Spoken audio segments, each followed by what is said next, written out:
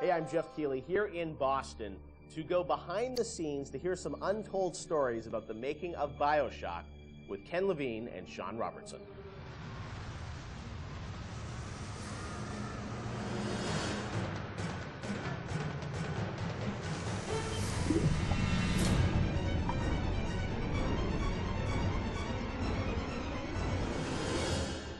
Let's talk a bit about the theme and setting of Bioshock, Rapture. I think a lot of people, when they played the game for the first time, Ken, they wondered, how did you even dream up this place? And I know you said publicly before that part of the reason you sort of, what led you to Rapture was this idea of fully simulating a place. Tell us about that sort of idea and the frustrations you had with other games where you sort of hit a bound. I think our philosophy was always to do what we were doing 100% rather than try to do something bigger and do it 50% or 40%. So one of the ideas of, and this sort of came from System Shock 2 as well, where you focus on an area that you can really bring to life and you kind of eliminate the questions of, well, why can't I go over the bridge to New Jersey? So we were able to really make a place, I think, that felt believable and real, even though in actuality it was really quite limited. But we just sort of dressed it with all these buildings outside that were all, basically glorified fakes. We let the story drive what we needed to show rather than some kind of like predetermined map which we set down, which is a little different than like System Shock 2, where we actually mapped a spaceship out deck by deck. Yeah. Because I don't know what the philosophy felt a little different there, because you want to feel like a real spaceship that was sort of stacked on top of each other. Rapture was free to sprawl across the ocean floor. Although you guys originally, Shawn, were talking about doing this game on a sort of spaceship again, right? Yeah, when we first started talking about what the spiritual successor to System Shock 2 was going to be, Spaceship came up, but again, we wanted a limited environment, and we didn't necessarily want to do Spaceship again. And our first actual exploration of this space was underwater, but ultimately ended up looking like a spaceship. It just happened to have a couple of seaweed fronds outside. And that started to push us towards what artistic statement that we wanted to make this look different, and what rules we were going to set for the world. How at every turn we were going to try to remind the player that they were in fact underwater and that this wasn't a spaceship. And how, like, underwater, we obviously know you did underwater, then sitting in the sky, like, where did you come with the idea of, like, doing this underwater? I think there was probably a conversation. It's like, well, what kind of places could be cut off from other places? Yeah. Like, well, spaceship, summer camp, any island notion, right? Something that's cut off from the rest of the world. Yeah. So you never felt like you should be able to go over that bridge to New Jersey. I don't want to apply some deep and meaningful conversation. I think it was one of those ideas that you just kind of say, and then everybody's, that sounds cool. Let's try that. Let's go for it. And I think it lended itself to having very nice views out the window without having to build an insane amount of unique assets. Right. By today's standards, we still were a small team back then. And there's an expectation that because you're underwater, the view distances are going to be short, so you can really kind of fade out into the fog at a short distance and not have the expectation that, why can't I see forever? So there's a lot of limitations in a good way that we put on ourselves by being underwater, as opposed to, like, if you're on a cruise ship, then you'd expect to see across the water, and we'd have to deal with that. Same thing with an island. Or in a city in the sky. Yeah, exactly. Which was a lot more complicated, yeah. So you came up with the idea of, let's do this underwater, let's do this sort of isolated place. Then you had to answer the question of, why would someone build this? Is that sort of how it worked, sort of order of operations? You then had to come up with a story to explain? Yeah, I think we wanted a very believable reason why they'd be there. Right. And sort of the necessary isolation of the place sort of led to, well, what kind of person would want to do this? And I wasn't even particularly aware of the sort of political implications of what I was reading, but I've been reading, I had read The Fountainhead. Right.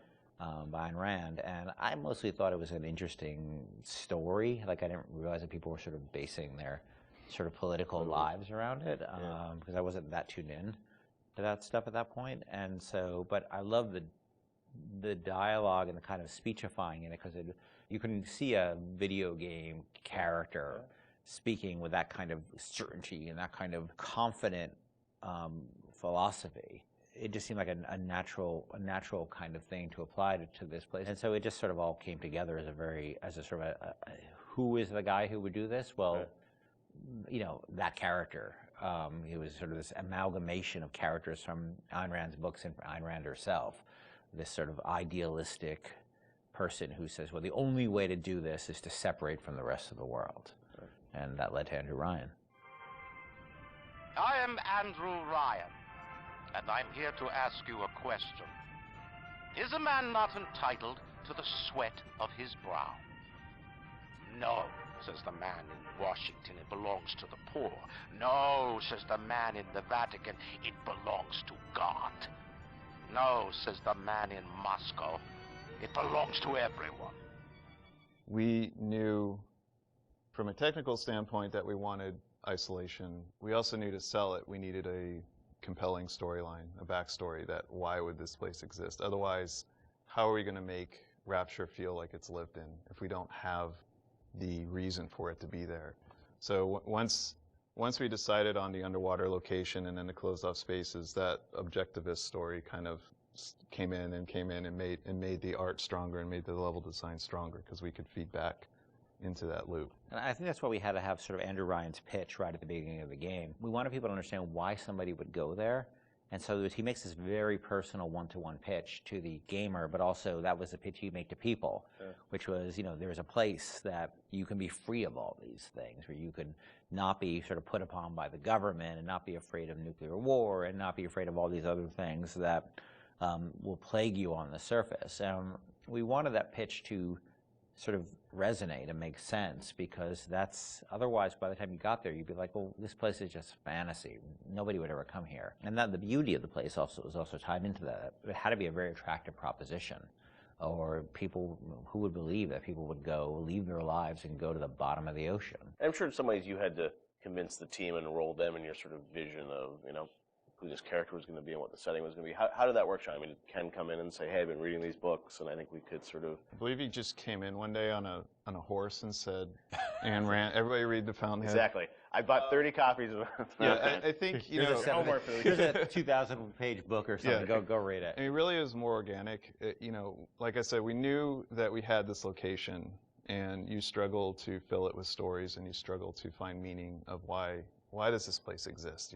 What's my motivation? And as Ken started to explore Ayn Rand a little more and started talking to us about it, and we were having that conversation, and it's like, oh, this could totally work. Like, this is exciting. Like, this is something that really hasn't been done in a video game before. And if we had flipped it and come up with the idea first before the location, I don't think we would have really been that excited about it. But we had a location, and now we're trying to fill it with that story, and because of the order of operation there, you start to get excited, like, oh, I could totally make this work.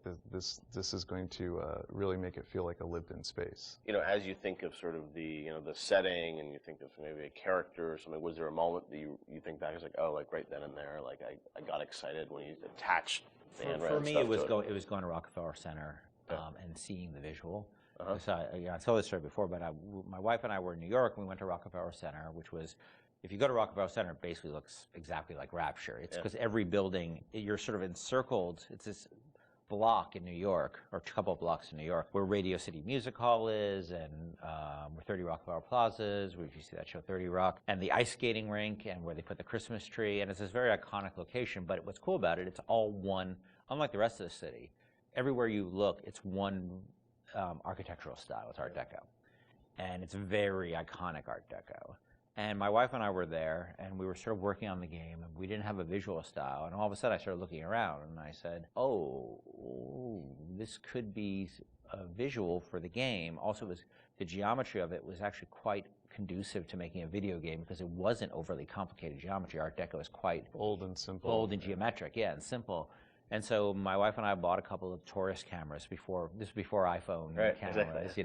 Throwaway cameras, throwaway cameras, those little Kodak things, and we just started photographing doorknobs and light fixtures, and just sort of developed the photos. Remember that? Brought them in and said, "Come to the office. Here's a stack of stuff, here's a Shawn. stack of photos. I'll see you guys in a couple of years. Go make this."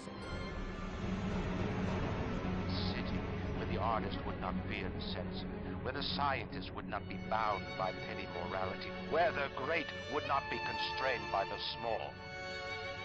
And with the sweat of your brow, Rapture can become your city as well. So you had kind of a theme, you came up with an art style, some of the iconic characters, and then, you really had to build the narrative around it. And you've talked about, a lot of the themes in the game and, greed, jealousy, sex, violence, all the things that sort of, drive us or what destroy us. And that was something I think that, as you thought about the story of the game, you wanted to, I'm sure, reflect some of those, right? Because I think people love the characters. It's sort of flawed in a way, and this is a world which is its own little microcosm, but had a lot of tension inside of it.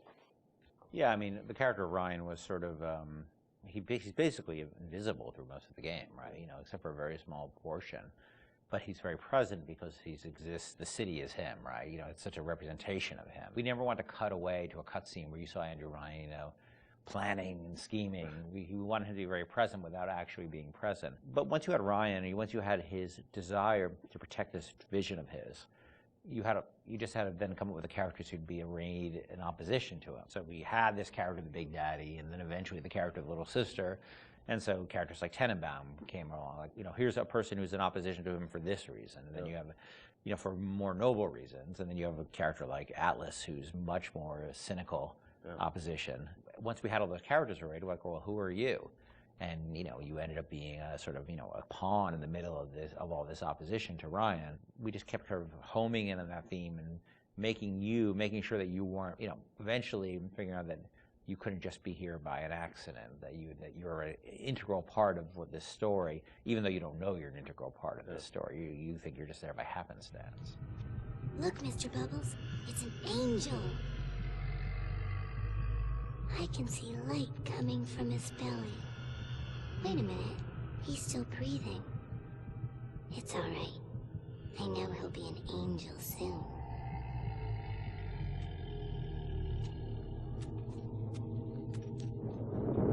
Bioshock was groundbreaking in many regards when it released in 2007, though fundamentally it shared many consistencies with Irrational's System Shock series. What elements of System Shock translated into Bioshock, and what was refined, altered, and innovated upon to create the world of Rapture? Let's take a look at the long road from System Shock to Bioshock.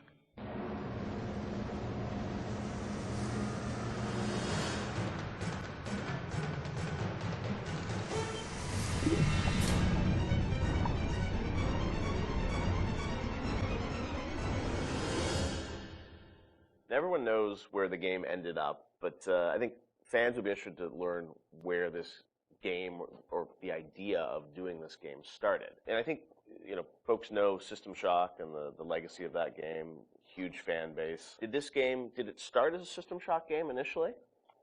No, I mean, because we didn't have the rights to that, right? We kind of felt that there was more game design to mine there. That it was sort of, we did that one game, and it was sort of the first game that really combined shooting and RPG. And it was a very small budget. It was a very small team, and it was the first game we had ever done. So we got pretty lucky, I think, in terms of how well it came out. But but the odds are sort of stacked against it. And the team, was really enthusiastic about doing a game like that. And time had evolved, and the team was much more. We had done a bunch of games together, and we were, we had a stable technology base, and we were like, okay, well, which System Shock 2 was not. I mean, that engine, no game had ever shipped on that engine. It was a very crude piece of technology. Most of us had never shipped a game at the time. So, like, well, what if we had a stable technology base, and we had a team that was more experienced and more seasoned, and we had, an actual, like, art director, and which we didn't really have on System Shock 2.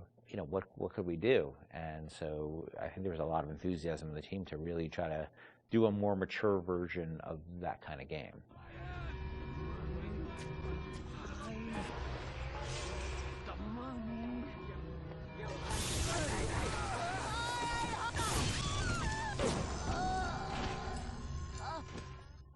This is before we had sold the company to Take-Two, and we were an independent developer, right? We were sitting there, we were using the money we made from other development deals we had, and we would try to scrape together whatever time and money we had to work on this thing.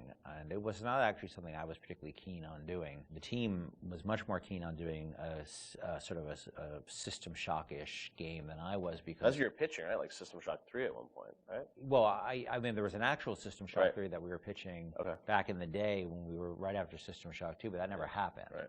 Yeah. We couldn't get anybody interested because System Shock 2 sold like 5 copies, right?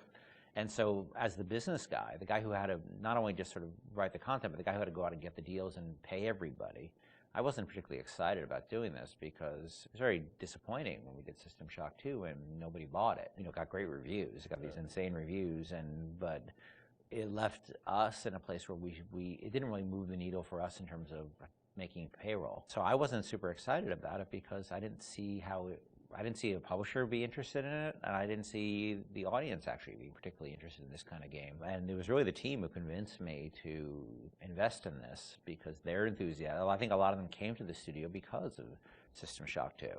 And so finally they sort of battered me down. And it's good they did because I was not the first fan of doing this. And I know initially there was something called the Serene Dawn. That was a spaceship? Or what was that? No, that was the name of a cult, right? Cult. Yeah. Sorry, okay.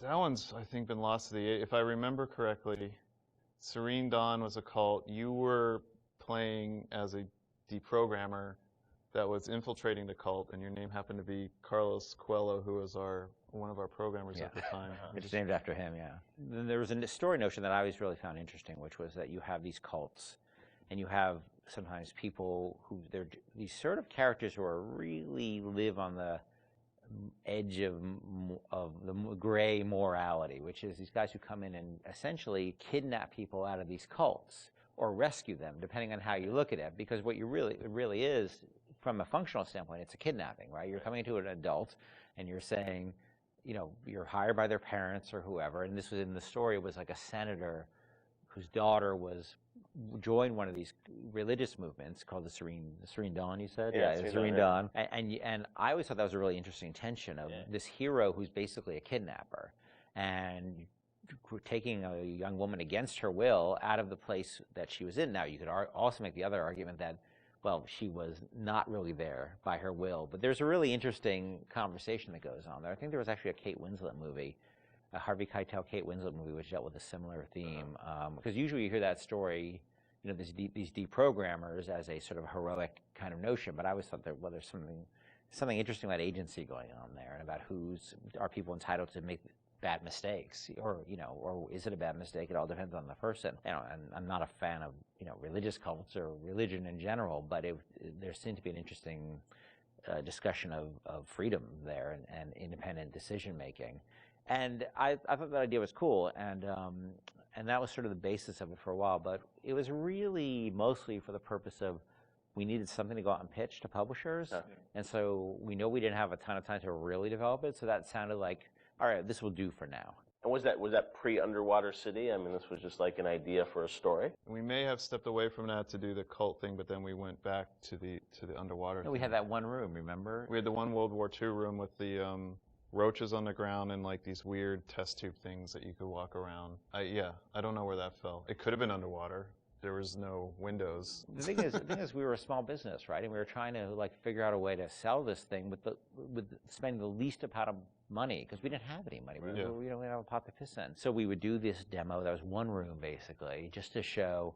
And I'd write up a document, and we'd take it around. And I'd fly around the country, be like, "Here's our room." It was a different time, And we had just come off of SWAT 4. One of the advantages we had is that we were so familiar with that engine at that point that we could really start cranking through, small rooms and lighting and making things look good. So I took it on the road to sell it to somebody, and nobody cared. We'd go to a publisher, and look, they have to make money, right? And then we'd say, oh, it's sort of a spiritual successor to System Shock 2, and they'd be like, well, how did that sell? And I'd be like, my mom likes it, and they would be like, well, we can't, and usually we'd be talking to a fan.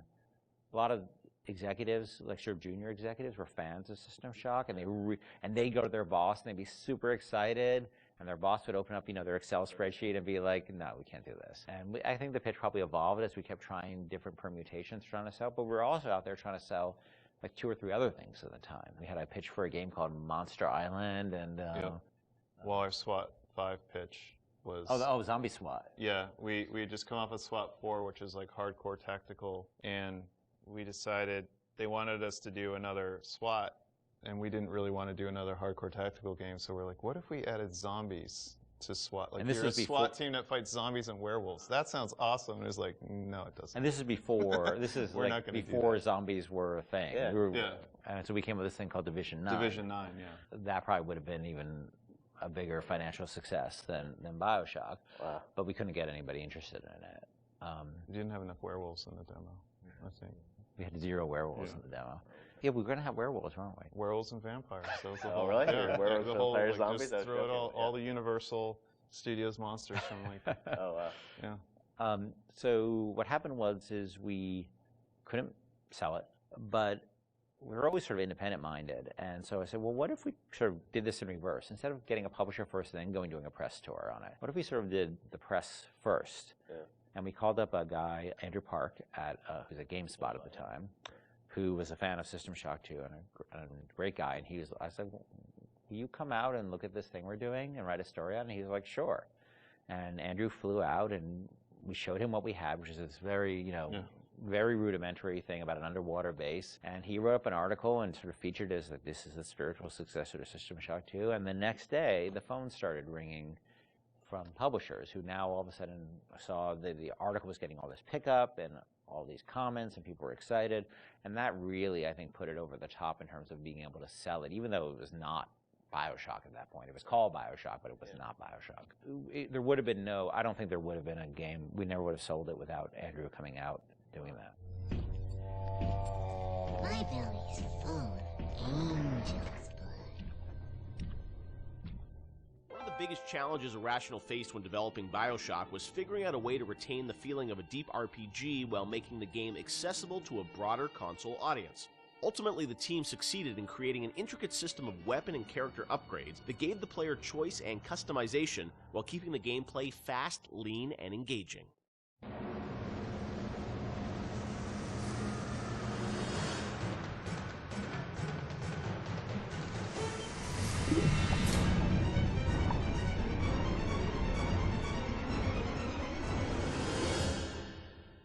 One of the hallmarks of Bioshock, to me at least, was that it really blended RPG and sort of first-person action game together in a way that, is sort of standard today, but a decade ago was really pretty revolutionary.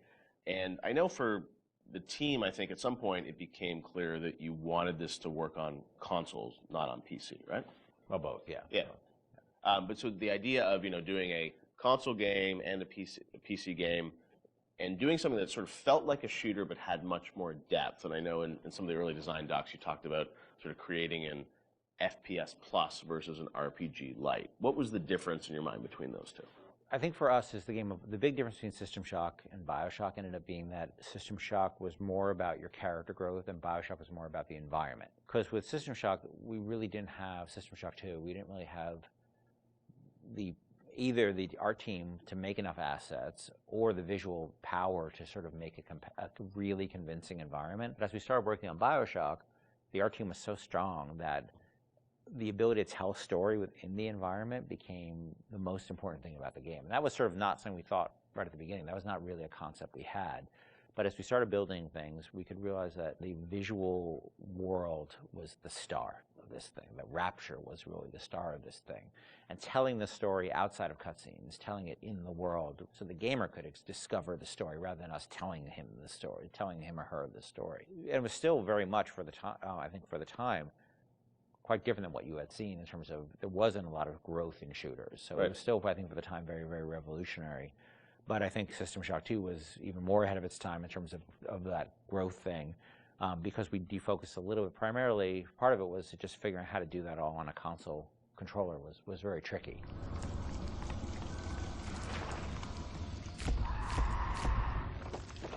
I remember even the early demos, and people you see a plasma, you see like a upgraded weapon, people are like, oh, I've never seen that before in a shooter. And that was, when you were coming out of the sort of the Quake, Doom, Half-Life, where it's like you have 8 weapons on the keyboard and you sort of knew what they were and they weren't going to change. Yeah. Shawn, was that something that from a sort of creative standpoint, was it always clear that that was something you guys wanted to do, or it evolved over time because you wanted to have more depth in the game? I mean, it certainly evolved over time, and each upgrade path was slightly had its own unique challenges. Like certainly upgrading the weapons, you had to design a base weapon that didn't feel like crap, still felt like something that you wanted to use, but then the ability to add the upgrades to that, and each of the upgrades can come in any order, so you have to be aware that this, parts A, B, and C could come in at any different time to upgrade the weapon. In a first-person shooter, that's your star. That's the thing that you're seeing all the time.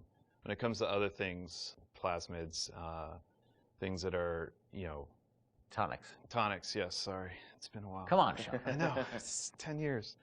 Those things were more offloaded to machines that you would then have to interact with, so you're not carrying the inventory around with you. But each of these decisions on how we're going to upgrade the player, it wasn't like a mouse and keyboard. Okay, we can just use the mouse, and you have all these buttons at your disposal. You could arbitrarily point at a part of the screen really easily, which you could do in System Shock too. Yeah, so we certainly learned trial by fire when we were trying to adapt these things to the console at the time. Yeah, and like having different ammo types and stuff like that. Like we went through numerous iterations of the interface to make it. Like we had the first times we sort of put the interface into play. It was very obtuse and very tricky to get your head around, and we just kept working on it and working on it and working on it because you want to feel like second nature. But we spent a lot of time on that.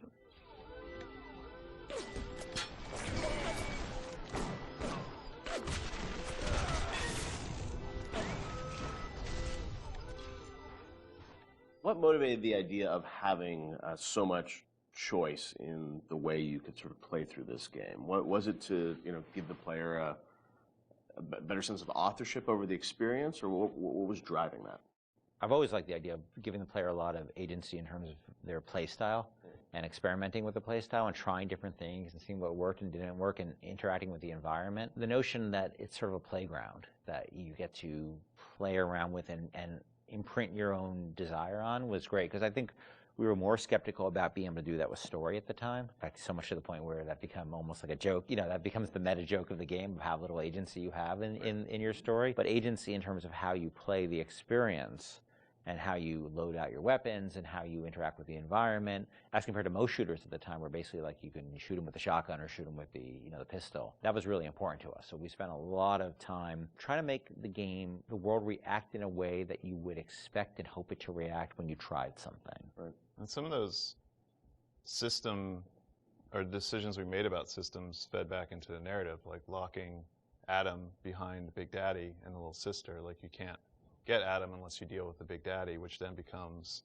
a roving boss fight, which then becomes another system that I don't know if we planned that from the start or was one of those happy, serendipity, like, oh, this decision that we made about putting Adam behind the Big Daddy totally works because now we have a different type of boss fight that you hadn't really seen in other games. Actually, it was the other way, because what happened was originally there was no concept of Adam, and Big Daddy just had money and other treasure on them, like every other splicer. Yeah. And they were so tough, nobody would ever fight them, because why on earth would you go after that guy? Right, go off a bunch of small splicers and get the same amount, yeah. So we had to come up with a currency that was exclusive to them, because we knew that was where the fun was, right? But we also knew people were terrified of them, and we didn't want to fight them. Yeah. So video game development and system development is a lot like economics, right? In economics, you try to encourage certain behaviors through tax, usually through tax policy.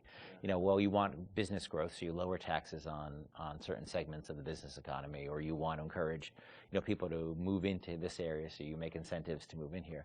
We had to make an incentive for players to fight the Big Daddy, and Adam became that incentive. And then once you had this Adam, then you had a new piece of narrative, which they could then incorporate back into the story. An old tasty Adam I can drink. Stay away from her, or it is you who will be shot next. Easy now, Doctor. He's just looking for a wee bit of Adam. Just enough to get by. I'll not have him hurt my little ones. Talk a bit about the plasmids and the vending machines and that sort of whole approach to, I guess, what is kind of a tech tree, but, and coming from PC games, used to strategy games and whatnot with very complicated ways of how you would upgrade things. I thought you guys did a really interesting approach to how you made it very accessible to a console audience. How did that evolve? Did you know the vending machines were going to be there from the get-go? Well, we had vending machines in System Shock 2, so we were sort of lifting that, and I always thought that was a fun, notion because it's a affordance that people already understand. You know, they see a vending machine, they know immediately, oh, that's where I buy stuff, right? Yeah. And you also then didn't have to have a shopkeep. When we talked about wanting to make things, put limitations on ourselves so things felt fully believable. Yeah. If we had a shopkeeper sitting there, you can't shoot him. He sits there, he doesn't say anything.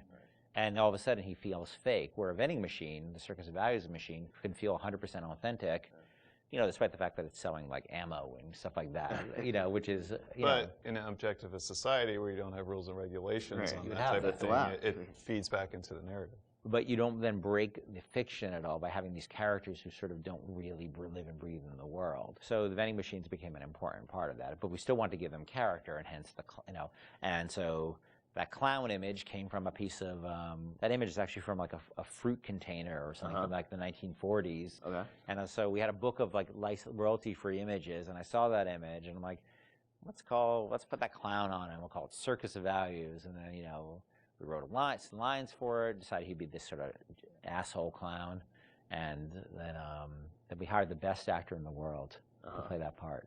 That was me.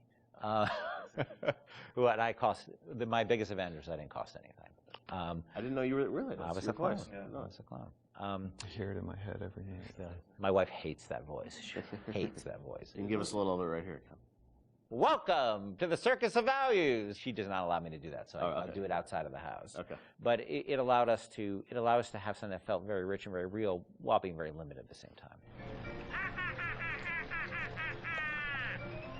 Feel your cravings at the Circus of Values.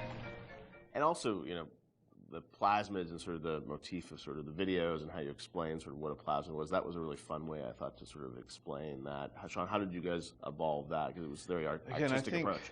I think those came on pretty late too, because we were developing all these systems, and you make the assumptions because you're dealing with them every day that the player who gets this game is going to understand what these systems are.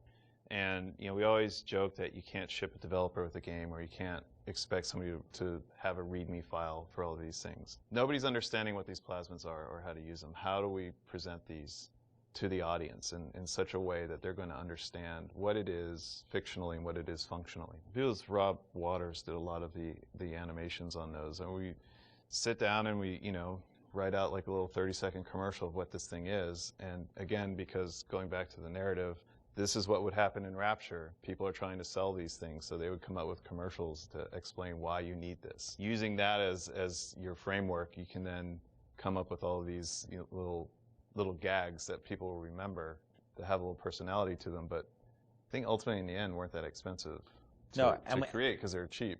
I think that one of the most important things about it is we didn't want them to be long, and we didn't have a lot of budget for the art, so we have like a couple of frames of animation in them essentially. And so we had to figure out, how do we message how this thing works in like that. And that's what marketing is, right? It's how do you message how something works. And marketing and tutorializing are very similar things, right? You're trying to get a message across in a very brief period of time in a very snappy fashion. And I think that one of the things that I always felt about games is that tutorials are sort of death. And because they're usually like, you go into a scene and there's like a shooting range or something like that, and narratively they never really make sense either, and they're so boring. And so we always try to put a big burden on ourselves of how do we train people while not letting them know they're being trained, and brevity is really important to that. So we had a bunch of art constraints on that, which also led to a bunch of writing constraints, and so those things were like, I don't even know if they were 30 seconds. Yeah, they were like really short. Seconds. Yeah, like 15 seconds long. We had to explain a whole plasmid in that period of time, and I think that was a good exercise because it also made the game, it forced us to be concise and to really explain what this thing was like that. Throw objects at foes. You can even catch grenades and throw them back.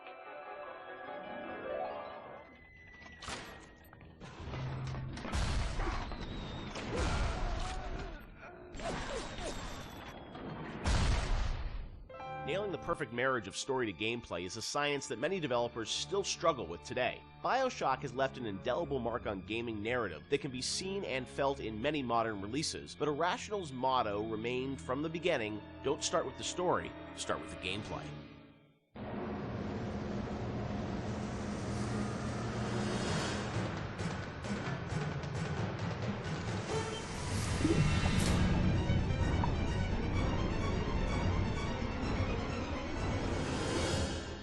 A lot of fans probably wonder about the process you go through in writing the story and the design for a game like Bioshock. You've talked about how it evolves over time and what eventually ships is very different than your initial vision. Do you guys write like a script or a design document for the game and that becomes sort of the Bible that everyone drives towards, or do you iterate much more? It's different for every game. Like System Shock 2, I went back to it recently. I wrote a design document, and we started that project in September, and the design document I saw was dated like October or something. So in a month, I wrote the design document, and it didn't change.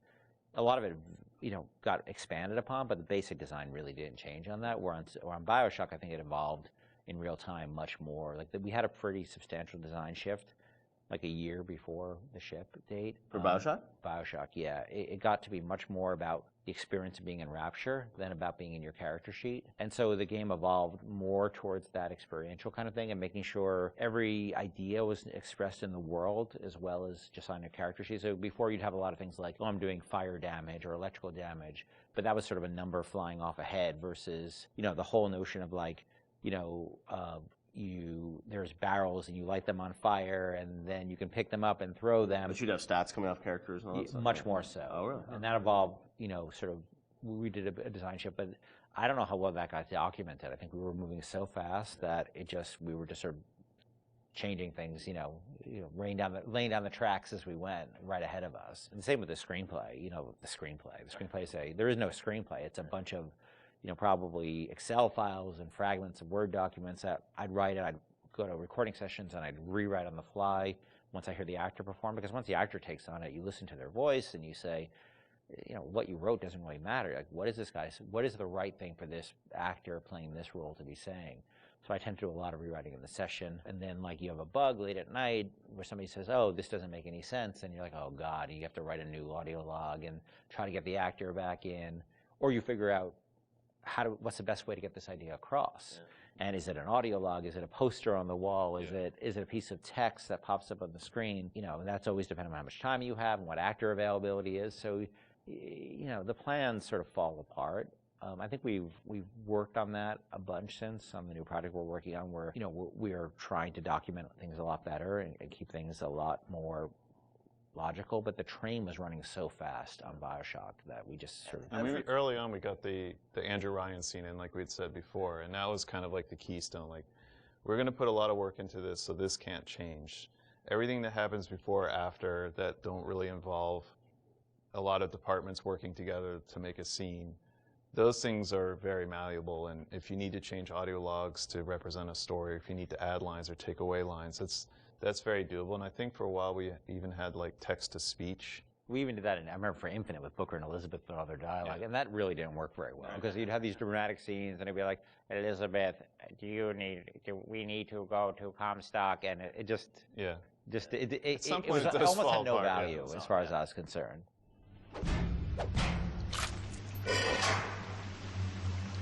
Atlas radio down ahead says we're looking for an invite to the fisheries. Nuts, I say. But if you heads up to the Wharf Master's office and find old Peach on research camera, maybe I could manage an invite. Ken has so much of, these games in his head, and you're sort of, you can keep it all straight, or try to, with all the different things and changes. But from the team perspective, Shawn, because this is evolving and Ken's thinking in his head about how this all ties together, how does the team sort of keep up with, what the whole game is going to look like? There's a lot of specifics that can change. For instance, Atlas used to have a southern drawl. Right. And then, we recast to the Irish. And we actually cast an actor, wrote the lines, did the whole thing, and realized that people hated that character and distrusted him from the first start. So we had to rewrite him, recast him, redo everything. Yeah. From a team perspective, You kind of get a sense on which things are going to be really volatile and that you probably want to push off till later, because if you work on it now, it might change. Larger themes don't tend to change too much, meaning we knew we were in Rapture, we knew we had Big Daddies, we knew we had Little Sisters, we knew we had Splicers, we knew what the arc of the story was about Jack coming into Rapture, and the specifics of this radiolog versus that radiolog didn't really affect anyone outside the audio team at that time, because we could still build the environment. We still knew what the environment was. We still knew what the animations were. There are areas you learn just by working in the same space for a while that this scene, I'm not touching this yet because I know that it's going to get changed a lot. I think these themes are pretty nailed down, so I'm going to focus the team on getting these things done. I won't leave you twisting in the wind. We're gonna need to draw her out of hiding, but you're gonna have to trust me.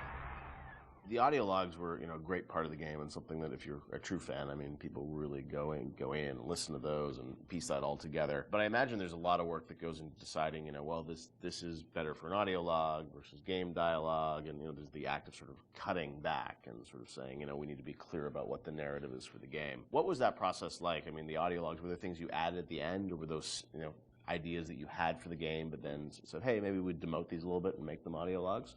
As Shawn was saying, there's sort of a hierarchy of expense that you have to face, and so any ideas you have to get across, especially as you start playing the game, you realize, well, this doesn't make sense, that doesn't make sense. You have to figure out how you can introduce that idea. And generally, as the train is moving, you try to think of cheaper and cheaper ways to get those ideas across. If it's less important, it goes to an audio log. If it's less important, it goes to a poster on the wall. Well, there's also characters that you can bring in that have audio logs that aren't. Atlas, Tenenbaum, those are your big ones. You can bring in somebody to do a short, a few different audio logs. It's a character that some players may not even find, but it adds a little bit of depth to Rapture. And it also, usually each character generally is about a certain idea, and we don't just sort of come up with characters, we have an idea problem that we need to solve, and so let's introduce a character who's this guy, and he will be the guy who sort of shepherds you through that idea. Julie, my dear, I am trying to run a business here. You want to spend time with my honeybees? Well, I'm going to have to start charging you for the pleasure. If I come out one more time and find you lolling out there amongst my hives, I'm grabbing my shotgun. As to your question, yes, my days in beekeeping school are a blur. But I do seem to remember something about that enzyme you keep blabbing on about. So as you're going through the game and, writing things, rewriting things, were there things with the original Bioshock that you've always been surprised that more people didn't pick up on, or was there something that, a connection to a character you thought was really going to resonate with people, which, didn't? Anything like that? No, it's the opposite. I was amazed, I don't know how you felt, but I was amazed how many people connected to the Would You Kindly stuff. Because I think it was when I wrote that speech, I don't think anybody on the team was like, oh my God, this is really this or that. And I don't think I really had any sense that people were going to connect to it. I think we ended up sort of over time finding more ways to support the notion throughout the game. Yep. And I don't think I really, until I heard Pat put together the revelation moment, whereas where you had all the bits that Atlas had said to you in the past building up, and then there was a visual that went along with that. That's when I realized it was going to be a really powerful moment. But even so, I still did I think people were really going to connect to it or really even understand it? Because it's pretty out there.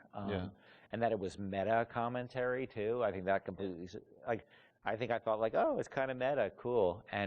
But people connected to it in a much bigger way. Yeah, the choice and everything, and also just, being able to kind of roll back and think of all those other moments throughout the game. And so, a great revelation like that, they're few and far between in games where you sort of then you want to play it again, you're just like, oh, wow, really, that does all make sense, right? Yeah, I think as a team, we were definitely proud of what we had done. But up till that point, SWAT 4 was the biggest game that we worked on, and we had no expectation of that anybody would pick this up. Or even Bioshock cosplay. I remember the first cosplay I saw with the guy in the Big Daddy suit, and his little daughter was in the kitchen cabinet. I think that was the first one I saw. I was like, whoa, people know this stuff. That's insane. Yeah, people were building these outfits, and that only expanded with Infinite. I mean, that sort of went crazy with Infinite, with people cosplaying Elizabeth and Luteces and Booker. It meant a lot to people, and I don't think that's something we ever saw coming, and we're deeply grateful for it, because it's one thing to make a game and get good reviews and stuff like that. It's another thing to have things that people are having their weddings themed around it, and their tattoos and naming their children after characters. You can't plan for that, and I think the only way that could happen is if you just make something that you're deeply in love with and passionate about. I can say we were. It was something there's a lot of passion on the team about, but we didn't know people were going to take away what they did. Would you kindly? Would you kindly? Powerful phrase. Familiar phrase. Would you kindly? Would you kindly get this? Would you kindly find that? Would you kindly find it? Would you kindly find it? Would you kindly get this? Would you kindly head to Ryan's office and kill the son of a bitch? Part of the challenge with that, though, is when people love fiction so much and they dive into every word written in every audio log and try and connect all the fiction, make sure it all makes sense. Are there any things from that game that you sort of look back and it's like, oh wow, like we didn't explain this and we should have, or things that fans have misinterpreted over the years? There are things we think that we did that should have or shouldn't have been in the game. Like I was never a fan of having two endings, and I think that's where the publisher was asking you to sort of have a. That was the one thing that 2K, and they were very hands off. That was the one thing they insisted on, and it's not something I really thought was a good idea, because they're still limited, even though they're multiple. They're still limited, and so that was something that we ended up doing. One of the endings was far better than the other one. I mean, there's no. It's clear that I was much more interested in the happier ending with the little sisters than I was with the nuclear submarine ending. I'm sure part of it was the idea that if this game is, if you're making a choice throughout it, I'm sure when some people are like, oh well, then it has to be a payoff, right? Right. Except the game was really about lack of choice. About not being a choice. So that always struck me as a tension that was weird. But look, at the end of the day, they were putting up a lot of money, and so I can't really complain. They weren't dictatorial at all during the development. So that was the one thing. But that's a game that I wouldn't have put the boss battle in, the final boss battle. Like we seem to end up doing that over and over and over again. Every time we start a project, I'm like, I'm never going to do that again. We're never going to do that again, and we end up doing it. Right. We're not good at boss battles, and that you're fighting that guy, and look, this is the naked dude. It just doesn't work. Totally makes sense. But and it works really pretty well up till then, but then it doesn't. It just doesn't work. That boss battle's silly.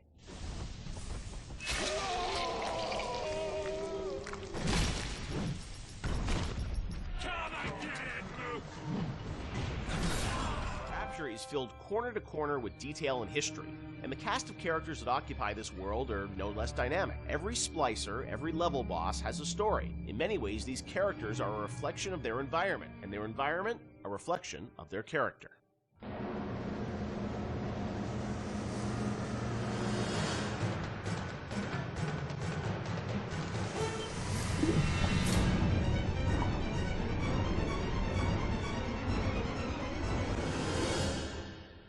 Let's talk about some of the characters in Bioshock. There's so many that fans love, and there are many Wikia pages about them. One thing that I think a lot of fans may not realize is you were telling stories with these characters, a decade ago. And technology today, as we saw in, a game like Infinite, you can do amazing things with facial expressions and storytelling. Conveying that emotion that you did 10 years ago with limited technology was challenging. How hard was it back in the day to sort of, convey story in engine?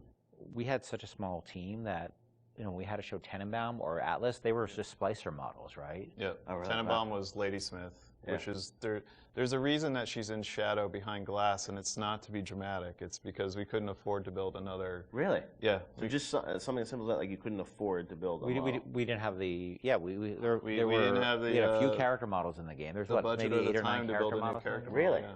Wow. So we're like, oh, we'll put her in silhouette behind a light, and people think it's noir. And so much of it was driven by the voice performance, I feel like, too, because that it all had to, it was like a radio play in many ways still. Yeah, we had some really good actors, and I was able to spend a lot of time with them, and the fact that I could write the stuff, direct it, and then rewrite in the room, and the fact that we had actors who were, for whatever reason, I wasn't even in the same room as them. I was on a speakerphone. Right. They were in a studio in New York or LA or something. I don't think I met any of them. Really? None of the actors in Bioshock you ever met in person when you were making the game? maybe since, but at Wow. the time I hadn't met a single one of them. Except fascinating. maybe a couple people like, I played the Circus of Hours thing. Nate Wells played the Jack on the plane. A couple of people in the studio. It was community theater, in terms of the tech and the sort of time we had for it. But the actors were, we had some exceptional actors. I will say, as doing animation on that game, that you can hide bad animation behind really good audio, and it makes the animation look better. We didn't have a tech animator. It was me. I'd never rigged characters before, and now I'm rigging characters, trying to figure out how, to get all of these characters out to the animation team. So we're very limited when it came to animation tools. Yeah, Since but apologize to my animators. No, but you did the big. I mean, for your first game that you rigged the Big Daddy, which is it's not an easy character to rig. It was, we figured it out, but the tools that we had on Infinite were not the tools that we had on Bioshock. So we figured out what we could do and what we could do well, and tried to hide, kind of, put into the darkness the things that we knew we couldn't do very well. And having voice actors of that caliber that can bring those characters to life, you tend to fill in the blanks. So tell me, friend, which one of the bitches sent you? The KGB wolf or the CIA jackal? Here's the news. Rapture isn't some sunken ship for you to plunder. And Andrew Ryan isn't the giddy socialite who can be slapped around by government muscle. And you did get to revisit Rapture in the DLC for Infinite, and with today's technology or technology from a few years ago, I'm sure it was liberating for you guys in some ways to be able to use that tech to bring the environment and also characters to life. What was that experience like for you guys to go back and sort of revisit Rapture? It was liberating because we got to revisit it, but we also, I think when we started, thought we'd be able to go reuse some of the old assets, and they just didn't hold up anymore compared to the Infinite assets. So we basically had to rebuild, not just rebuild everything from scratch, we had to reimagine it from scratch because, we had the ability to make it look grander and bigger, but still feel exactly like Rapture. It is a different kind of, we're making a different kind of experience than Bioshock 1, so it was tricky to make it feel like it was the same kind of game. Because it wasn't, the first one was sort of an action game, the second one was really a stealth game. The Barrel at Sea Part 2 was really a stealth game, and you're really telling the story of Elizabeth throughout those things. Yeah. So it was a different lens, but it was also cool because it allowed me to make the whole story about Elizabeth, to have her be central to the franchise from the very beginning, and she was always, she became the heart of it to me, and to have her, it was really exciting for me to make her, her heroism be something that set the events of Bioshock into motion, which eventually, saves all the little sisters. That was really gratifying, a nice way to tie the whole thing up for me. And you probably didn't have that idea 10 years ago, right? You had to retrofit it all? I had no idea. He has a letter that he's addressed to himself that's 10 years old. Yeah. I don't know. I mean, for me, it was a nice way for me to say goodbye to Bioshock and Bioshock Infinite, because, those two worlds together, you don't realize, or I don't think the audience realizes how much time you spend with these characters trying to get them out and polished and into the world. And it was a good opportunity, I think, as a game developer to kind of have that little coda at the end where you're like, okay, I get to, now I'm ready to move on to the next thing. I've had a nice, break. Like, let's seal this off, and now I'm on to the next thing. And it was like 12 years of our lives, too. Between the very beginning of it, and it was a long time. Well, I mean, so my daughter, who is 16 now, I did a lot of filming of her when she was 6 as a little sister. Oh, wow. And this was not mocap, it was just running around the office. And I'm like trying to be like, now trip over the thing and pretend you die. Or like, trying to not traumatize a 6-year-old. Yeah, pretend you're drinking something, and and I never showed her the actual game until much later. But she, on BSI, I put her in a mocap suit and actually used her for the little sister in Paris that's running after the balloon. So that was kind of, for me, like a nice way to connect it all together. Were there any characters on the original game that you found hardest to write? I mean, you mentioned recasting Atlas, things like that, but was there a character that was the most challenging for you, Ken? Well, Atlas, because, he was basically written completely twice. That was very, very tough. And I was very happy about the original character, and I thought I'd really done something great. And then you showed it to people, and they just hated it, and they didn't trust him. And if they didn't trust him, we were screwed. And so it was tough because we, after having gone through all the recordings, actually, I had to let the actor go. It's no fault of his own, right? It was on us.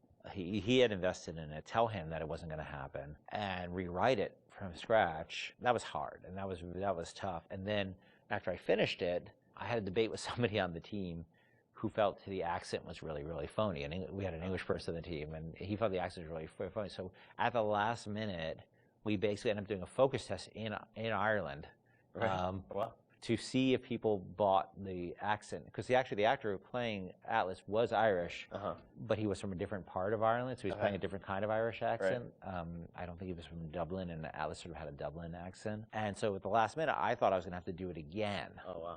And fortunately, the focus test came back, and people loved it. I don't know how you survived that plane crash, but I've never been one to question Providence. I'm Atlas, and I aim to keep you alive.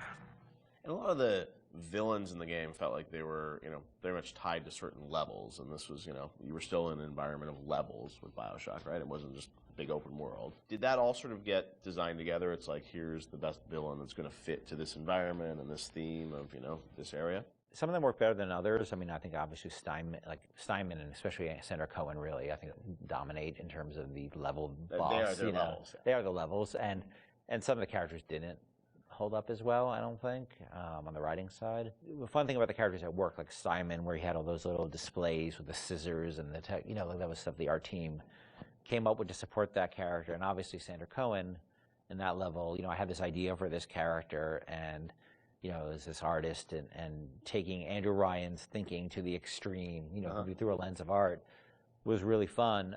They really, in a lot of ways, they're more like Batman villains than they are like actual, real world villains. That they all have the Joker cares far more about the humor and the dark humor that he has, and the Riddler cares more about the riddles than he actually does about money. Right. The money, the crime is this afterthought. Right. It's the philosophy. And so these characters have a lot in common with, and there's probably a lot of inspiration taken from sort of characters like the Joker in terms of a guy like any of the characters in Bioshock, because they were really driven by their ideology, but their ideology is a mask for their sense of selves, right? This stuff is really, Cohen knows he's a hack, and he doesn't want to, he can't admit that to himself, so he has to wrap himself in all this nonsense, because the last thing he could ever do is look in the mirror and say, I'm not much of an artist. No need to thank me for jamming the transmissions of those boors, Atlas and Ryan. Let them have their squabble. The artist, yes, the artist knows there is richer earth to till. From the moment you boot up Bioshock, you can feel the story grab hold of you. A plane crashes at sea, a mysterious lighthouse, a sprawling city beneath the ocean. Hooking the player from the first touch without overwhelming him with convoluted RPG mechanics was key to the success of the game and the skillful ramping up of Bioshock's legendary gameplay.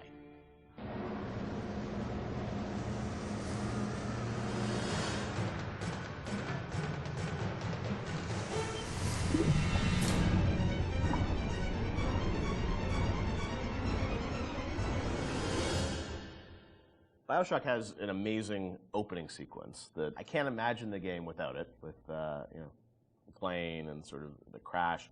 But I understand that didn't come online until like the very end of development. Shawn, is that true? We had a couple of really depressing playtests. We had built all these systems. We thought we were doing a good job of like giving basically people a playground to play with and things to do. And when we had a playtest, we didn't realize how bad of a job we were doing in exposing those systems to the player, because we were so in these systems and in our own heads, we had no idea that we just weren't facing them towards the player at all.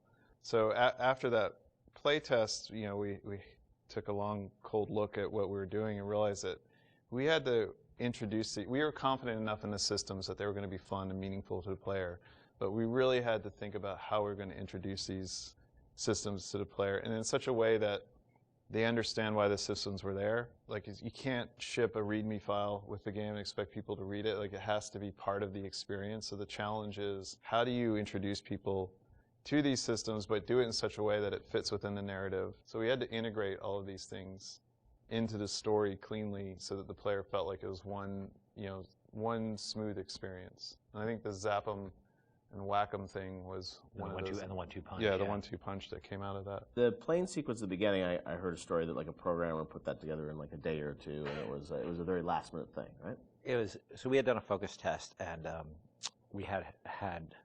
It was one of the most depressing experiences of my life because we were very close to being finished, and it was basically giving people what essentially became the demo, and people played it, and it was in Boston, and we were sort of behind these glass windows, all these sort of Boston guys, like, this is a wicked piece of shit. You know, they hated it, and they were making fun of it, and they were saying, you know, it's like watching some guys and dolls getting, you know, beating each other up, and it's the stupidest thing they've ever seen. And we thought we were in pretty good shape at that point. And I remember the focus test guy was like sort of like a doctor giving me the bad news. You know, sorry, Ken, you better get your affairs in order. Right. And we all came into work the next day, and we were like, what are we going to do? And we were all pretty depressed. But I think we started talking. And as we talked, we started thinking about what are they saying to us? What are these people saying to us? We think there's something there. How are they missing it? And we decided that maybe they didn't understand who they were and who their role as a character, who their role in the world was, because the game at that point started with you in the ocean, floating in the ocean after the plane crash. And the crash still was in the fiction, it just wouldn't show it. You just didn't see it, so you didn't have the voiceover saying, my parents always said I was going to do great things or whatever that. They didn't show the plane crash. We didn't establish a time period. Yeah. Because, you know, the plane is critical to establishing. You're smoking a cigarette. It's very 1960s looking. All that stuff was established. It wasn't established. So we decided we had no time and no money so we sort of came up with a script. I wrote some lines, a line, I think. Nate, one of our artists, recorded the line. Steven and Shawn and those guys got to work on building this very simple sequence, which was relatively simple sequence. And then the plane crash actually happens over the Bioshock logo we already had, but we wrote a radio play behind that with altitude of the crash, and that I think set the emotional, and the people screaming in terror on the plane crash, that set the emotional tenor much better and explained who the player was. And all of a sudden we released, then I think the next real encounter we had was people playing the demo, public encounter, and all of a sudden it was a very different experience. No, I remember even back in the day, I think we did a thing on TV where you kind of talked about it, and it was like that night, and I remember that night, like people on the forums were just like going nuts. And even though the game had a lot of press attention, when people finally got to play it and go through that sequence, I just remember there was this mass sort of excitement around it, and then the game shipped only a few weeks after that, right, or a month after that?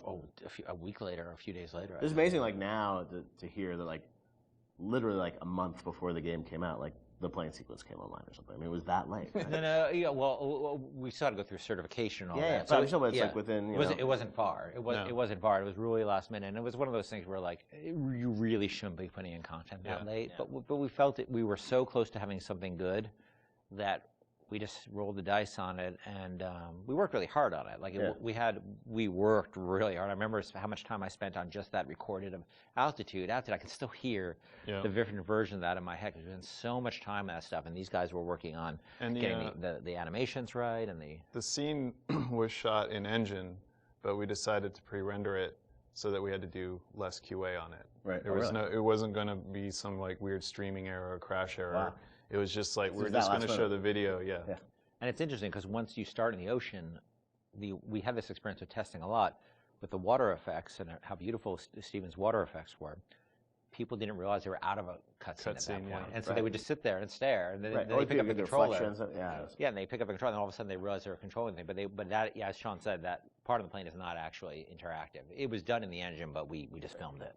Now, as people were playing through the game and you were testing it, I'm sure there was debate about, when would you introduce these plasmids, what would the ramp be? Did that change at all, sort of as you got towards the end of development, about like, we're going to give people the gun at this point, or it's like, we're going to trigger these plasmids at this point? Like, how did that work? So, like, we moved guns around. Like, for instance, there was a big debate about, originally you found a gun in the lighthouse, a pistol in the lighthouse. Oh, at the very right beginning. there, yeah. And because it's a shooter, right? Like, what the hell? And we had a lot of debates about it, and I feel that it was important that we didn't do that, because the fact that you sort of go through a lot of the experience without having the distraction of a gun is important to getting you immersed in the world. Because when you have all you have is a hammer, everything looks like a nail, right? But you don't have the hammer. So you just sort of had to take in the world and have that feeling of fear. And like I know when you saw that splicer bounding around on the ceiling that you couldn't do anything about. And that had even though that's those are those moments, right? Like I remember when I played Unreal for the first time where it's like you're trapped and there's a monster and you can't do it and the lights go out. It's like that's the moment with the splicer where you're like, I want to do something, but I can't. And that evokes an emotion.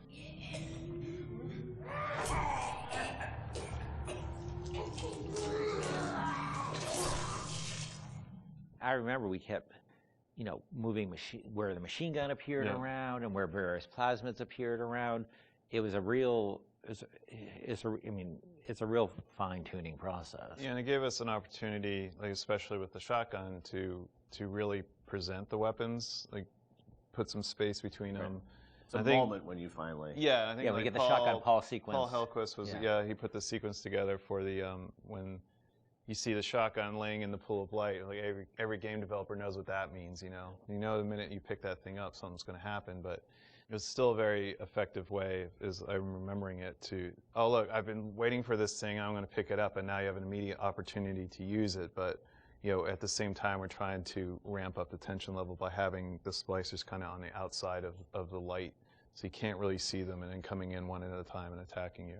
Yeah. And we had very few tools to really control how those splicers acted. So how they were set up and how the environment was lit was really important. There's even other things like when you get the TK plasmid, I don't think we had a lot of physical space and opportunity and time to really present that. So we came up with the narrative that, it was the doctor's office and he used TK to practice tennis.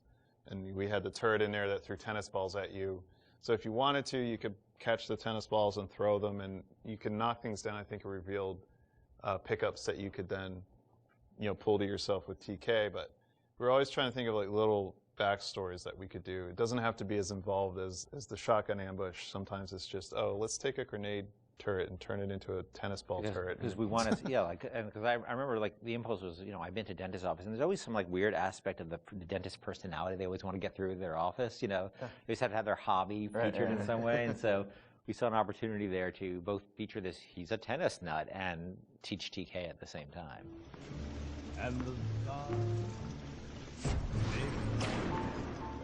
Rapture is overflowing with memorable locations and set pieces. In developing a world that feels organic, lived in, and functional, Irrational managed to create a space that feels perfectly suited to the story and action that takes place in it, which begs a question: did the plot shape the location, or did the plot fit squarely into a world that was already established?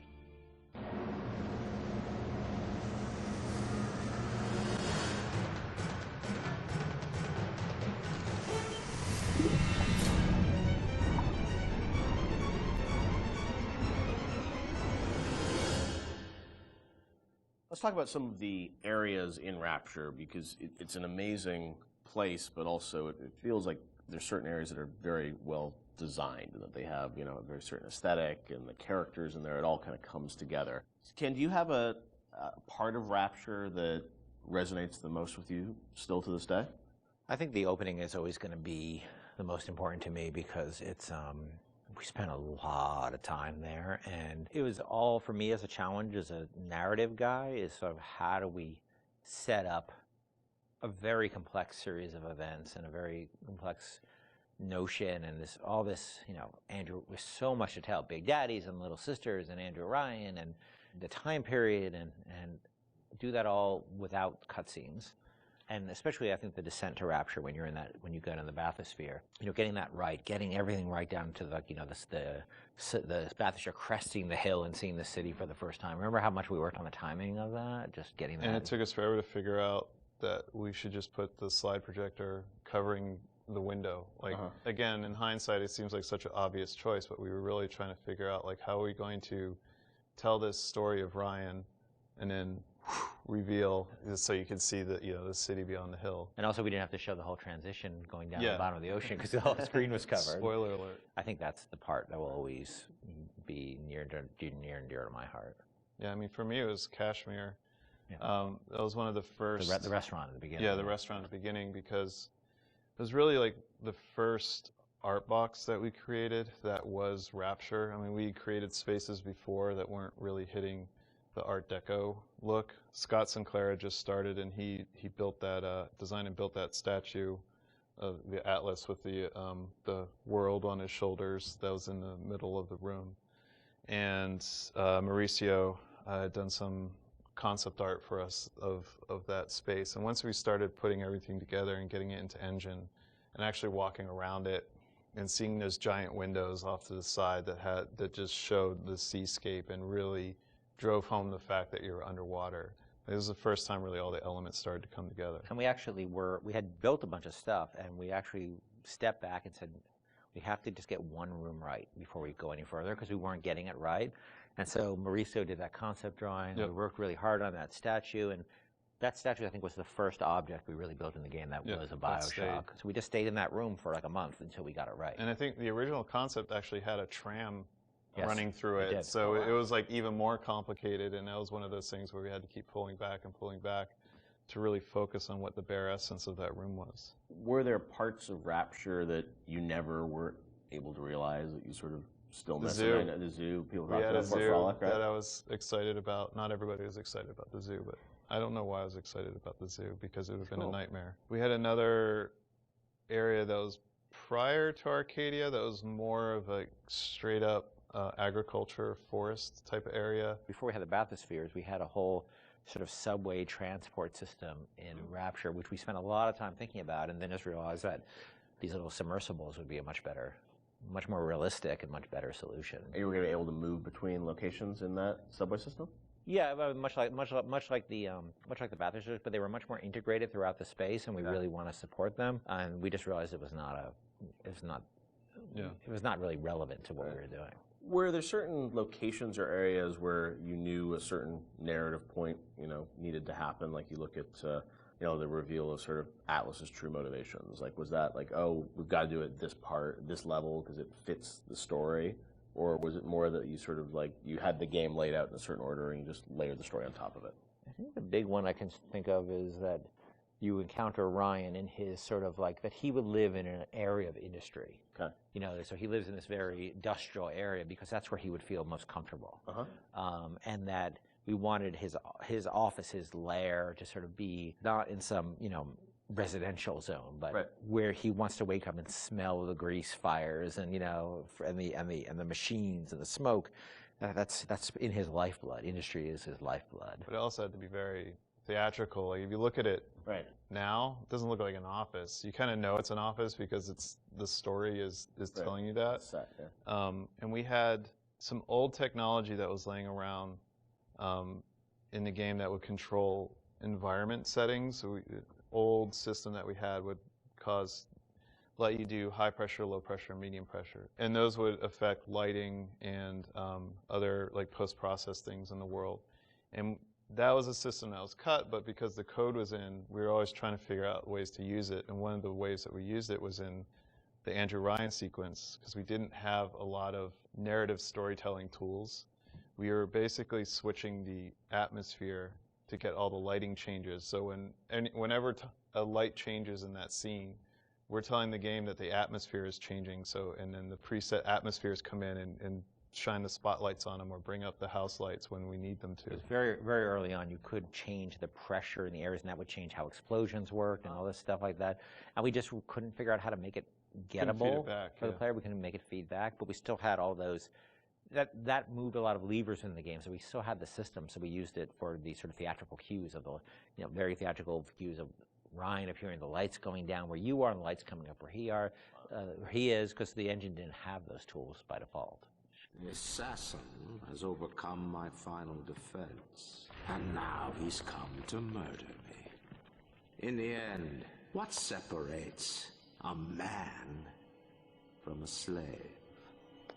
Money? Power? No. A man chooses. A slave obeys.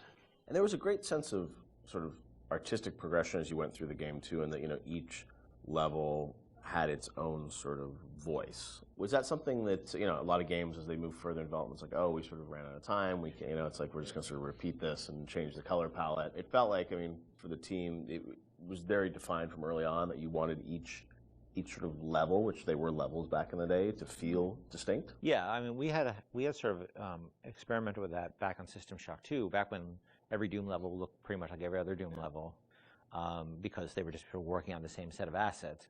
We decided with our very rudimentary tools in System Shock 2 that we would progress with color, and every deck would feel different from a color standpoint, even though most of that was lighting, or textures, nothing really more. But we had the tools to actually, sort of theme levels. I think a lot of this goes back to, I think my first memory was actually from when I was 1 year old at the Montreal World Expo. Remember when you were 1? Well, I remember being at something at this World's Fair, which I didn't realize, I think, was in 1967, when I was 1 year old, a little over 1 year old. Wow.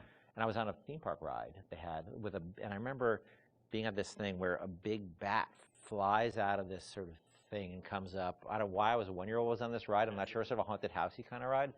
And I remember loving it. And I think that stuck with me. So the notion of sort of theme parky themes and settings, and Disney World does a great job with this. You can go to Disney World, they theme areas. So themed areas are something that always resonated with me. And Bioshock sort of always has had this notion of feeling of theme in different areas, much more than the real world has. Like you walk from building to building, most then you can't really tell them apart. You walk from walk from a floor of an office building to another floor. It's not going to look any different. But we always felt that was really important. And it's also, I mean, if you look at SWAT 4, saw some early experiments with this, especially like the serial killer's house level in SWAT 4, which is probably one of the most dense levels that we ship. But you were trying to tell a specific story with that, and going straight into Bioshock and using the same exact engine that we're using, and we were very comfortable at that point with how the engine worked and how to art up these rooms, gave us a leg up when we sat down and really thought about what stories are we specifically trying to tell. And one of my favorite anecdotes from this time period is with Sander Cohen. I think it was Nate Wells and Stephen Alexander sat down one night, and they came up with a backstory for every dead body that you find in that space, and then they told that story with the props that they could. Even if it was just like, this guy crawled 3 feet and then shot himself in the head because he was sad about something, they put those marks in, maybe put a picture next to the guy, and then he shot himself. So they really did their homework and tried to add the backstory for everything that you're going to find in that space. I've got Atlas's goons hitting us non-stop and 2 dead mechanics just this week. We need to control costs. If I wanted to deal with amateurs, I would have stayed on dry land. Iconic and haunting, the Big Daddy and Little Sisters of Bioshock immediately captivated the public's imagination. Big Daddy encounters defined the Bioshock experience, creating new mechanics and techniques that had not been seen before in gaming.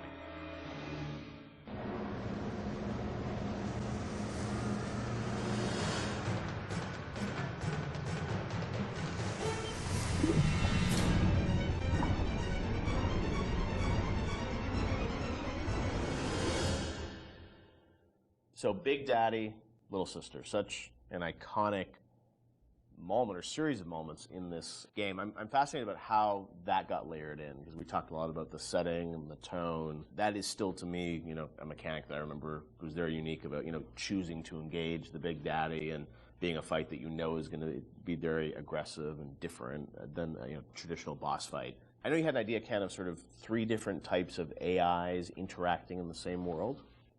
Yeah, we were sort of I was trying to think of AIs you hadn't seen before, and this is still pretty early. Like 10 years ago, a lot's changed in 10 years. So AIs were still pretty much enemies who saw you and came after you. Zigzag, shoot. Yep, and that was really the focus, is how you make them, use AI better at you. So I started thinking about, are there more primal behaviors to think about? And I was watching a nature show one day, these typical nature shows, and it's observe the mother tiger taking care of her young, one of those kind of things. And I realized that we don't even need a narrator on those shows. We understand certain behaviors just by looking at them. They're very primal, like somebody protecting their young, the predator-prey behavior. Those things were you don't need dialogue for that. And AIs at that point, we didn't have the ability to do a lot of sort of, smart AI. Yeah. So I said, what if their behaviors are just very primal, and we can model those behaviors? So aggro rules is something we knew we can model, right? How is an AI aggro on you? What are the rules for that? Could they make a aggression display rather than just attack? And can another character appear afraid and hide behind the skirts of another character? And we started talking about these things. And the Big Daddy became very quickly, the actual form of the Big Daddy became very quickly as sort of this protector creature. The little sister took a lot longer, ironically, even though it's a much simpler notion in a lot of ways. The initial idea came out of sort of watching a nature show, and we're trying to work within our constraints of making, we couldn't make super complex AIs.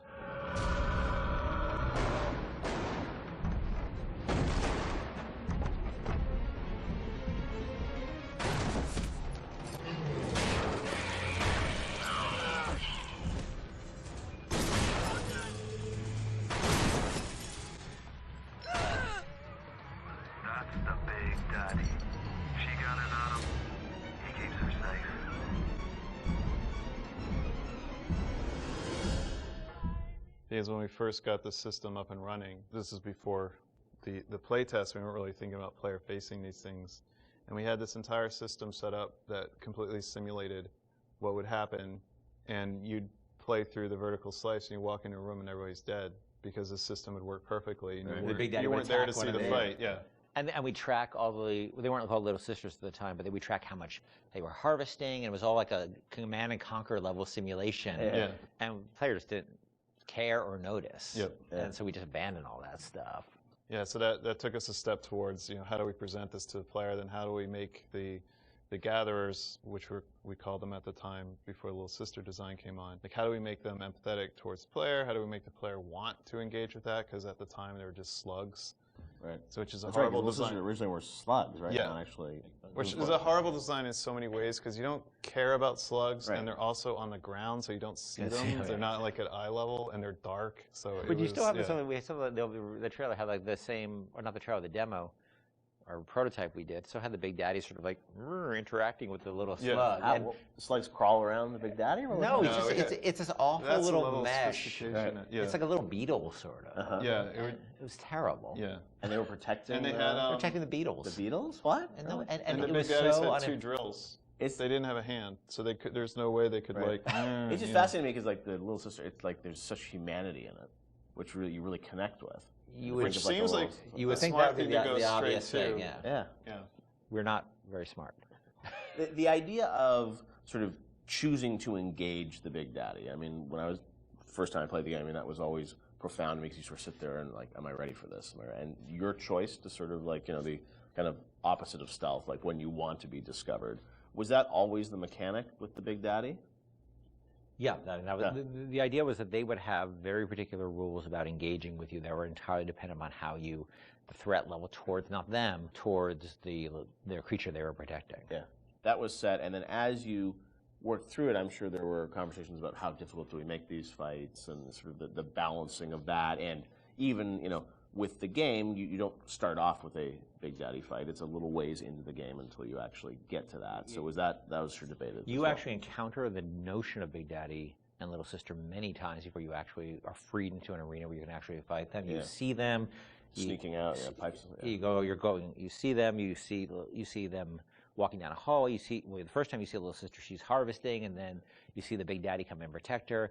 And we realized it was 4 or 5 sequences we had to do to set the stage for these characters. And look, we were hoping they'd be iconic and people would respond to the way they did, because we certainly spent energy on them with the expectation that they'd have an impact that we really just as easily could have turned out that nobody cared. I think the actual very first time, and not a lot of people see it, there's a Little Sister in the vent in Kashmir restaurant.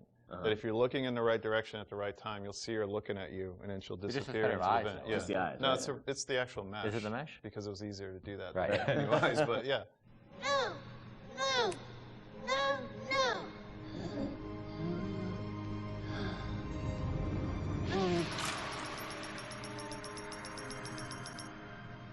Thank you. The path of the righteous is not always easy. The thing as you play through the game, I think the moments with those sort of encounters certainly stand out to the player. For you guys, as you were developing it, Was there a debate about how often to sort of have those encounters? Like, like how many Big Daddies would there be? How would that play out? I mean, was that something that sort of changed as you... No, I think we decided there would be 3. I think it was 3 per level. So 3 and 2 in smaller levels. We did have a third Big Daddy that was mostly finished, but we couldn't make it fun. Like that last 10% of an AI is always like, where's the fun? Like, how do you really make they it put it into I think they put it into Bioshock too, didn't they? They might have, yeah. They might have, I don't know. But, it was fully rigged, fully animated, but we just didn't have the time we needed to really, really polish it, so we ended up shipping with the Bouncer and Rosie. Hunting the Big Daddy, that demo was a huge moment, I think, in the game's kind of marketing campaign. And that really, I think, sold the tension of that battle. When you showed that, did the entire game feel like that, or was that really more of just like a vertical slice of what you wanted the game to feel like? That, at that point, was more what we wanted to feel like, because the Big Daddy had a lot of problems at that point. But we were confident we could do that. Like, we wanted to make sure that was an experience we could deliver on. And it was like it functioned, but it would do really weird things. Like, it had this tendency at the time to, if you did the wrong thing, that it would turn into basically a super ball and start like a tiny little super ball. The Big Daddy would go, turn to a super ball and start bouncing off the ceiling and walls like a million miles an hour. Do you remember why you did that, or what was going on? I'm sure it was some physics bug that And so that actually happened. Sometimes we were doing the demo, and Geoff Falstick, who was the guy running the demo with me in Barcelona, was very good at making sure that he turned away from the Big Daddy. Like, oh yeah, I guess we killed the Big Daddy. He must be dying over there. But so all things were functional, but they weren't really. They didn't have all their bells and whistles on yet. It was really good for us because it sort of gave us some confidence that people would respond to just the notion of watching Little Sister and biding your time and choosing your moment. Well, it gave us confidence, but also gave us a tool that the development team as a whole could gather around and say, we want to make it like this. Like, yes, a lot of elements in that demo were scripted, but they provided a framework for us to go back and how do we make that so it's not scripted? How do we make this robust enough so that the player can actually use these systems? Yeah. So it was something that we could point to and say, all right, how are we going to do this? Like, let's break it down and let's figure it out. Yeah, and that was like in September, and actually the game was done in February, March, so we weren't that far off. Yeah. A lot went into it in those final months, but it was a big confidence boost for us because we thought it was the most important thing about the game, besides the world, was this sort of Big Daddy, Little Sister concept. And if people didn't care about it, it would have been a problem for us because we spent a lot of time on it.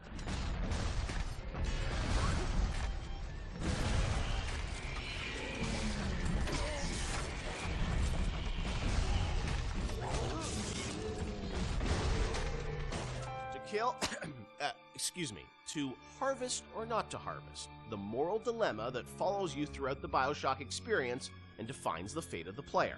This choice lays at the center of your Bioshock story and has repercussions that can be felt in nearly every facet of the gameplay.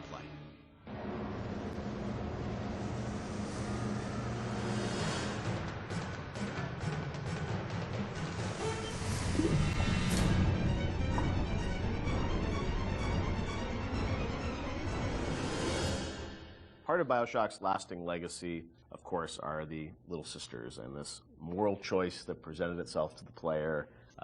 Everyone became a water cooler conversation about, like, well, did you save them? Did you harvest them? That concept, Ken, was that something that came about early in development, or that binary choice? When did that come into the game? I don't remember when. I mean, we had the concept of them being protected, but I can't remember when you actually chose. Yeah, it certainly wasn't. When there were slugs, it was not meaningful. I think there was... Do you salt it? Do you not salt it? Yeah. There were resources that you could get, but there was no choice there, right? The choice was, do I want to fight the Big Daddy or not? Yeah.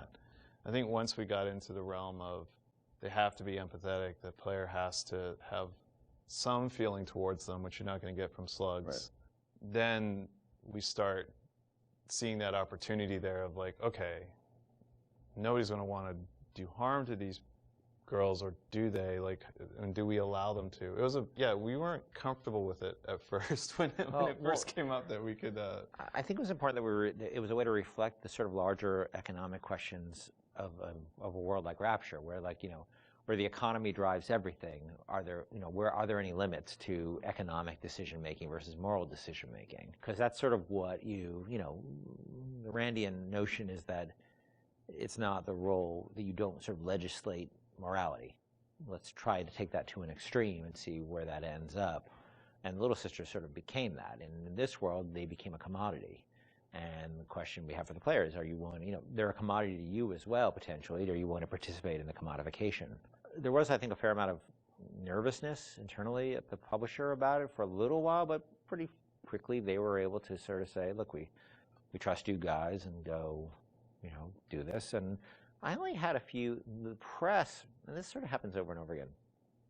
The games press worried a ton about it and wring their hands about it. They ever recognized it was a setting topic, but that it was done to a larger purpose, that it wasn't just sort of like, hey, this is the game where you kill children. And whatever, and that was a sensitivity. I know that you guys wanted to call them little sisters, not little girls, and it was and it wasn't, it wasn't killing them, it was harvesting them. And I mean, you did some things probably on purpose, right, to sort of explain that this, you weren't doing anything vicious to them, right? Well, I mean, they do sort of disappear out of view, and a big slug out of their belly, comes up that you. Well, we didn't want that to be graphic. We wanted to be very clear that you were killing them. Yeah, right. Yeah. But it was not intended to be a prurient in terms of, hey, this is a simulation of pulling a sea slug out of a little girl's belly. But we wanted you to understand that you were making a very diabolical moral economic pact there. And we think that came across, and I think it came across well enough. And I think the test of how well it came across is, I think most people didn't really thought of it as am I willing to do this thing or not? Right. And people would tell us stories how their girlfriend saw them harvesting, and then they literally slept on the couch that night. Right. And that's an interesting, that was interesting how people connected to a 3D mesh that's really no different than any other 3D mesh in the world. This little sister, she's not a person.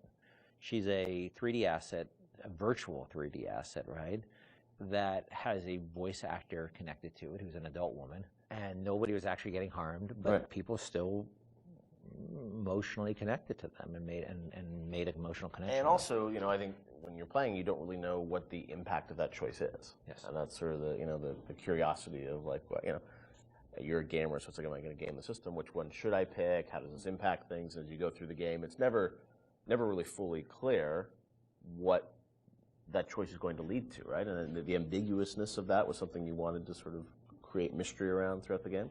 Yeah, we went back and forth a lot about what the rewards for harvesting versus saving would be, and actually I think we should have really pushed further that the rewards for saving were should have been much more meager than the rewards for harvesting, just to really sort of put you up against the wall, push you up against the wall and say, are you going to stick by your moral guns here? Because you're going to pay for it.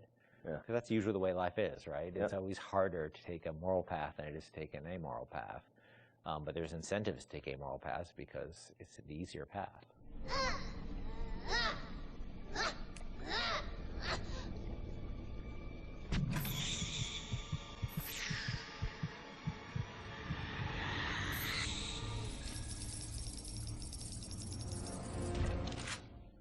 As you play through the game, eventually you get to the ending, and as we know now, there were sort of two endings that were affected by that choice.